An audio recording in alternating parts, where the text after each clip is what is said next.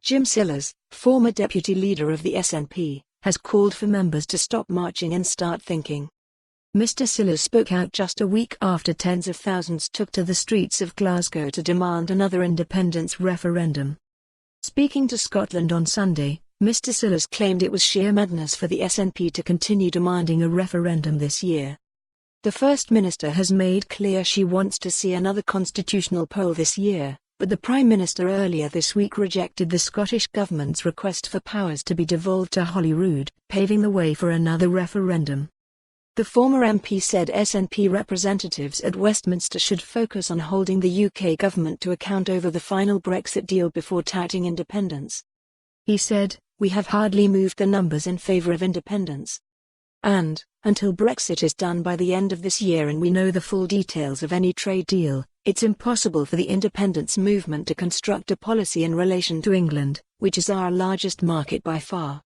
Until Brexit is deemed to be done, and we can examine it in detail to see how it works in practice, we cannot devise a policy that will convince people to vote for independence in a substantial majority."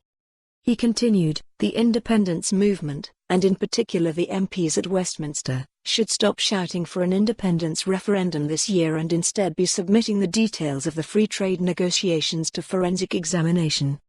The comments come as former SNP Westminster leader Angus Robertson switched focus to next year's elections at Holyrood, calling on members of the party to start canvassing, leafleting and campaigning now to win a majority in the Scottish Parliament.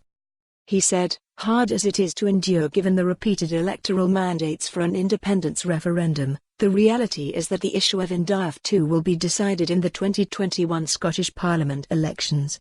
With a majority of pro-independence MSPs, it will be impossible to oppose Scottish democracy.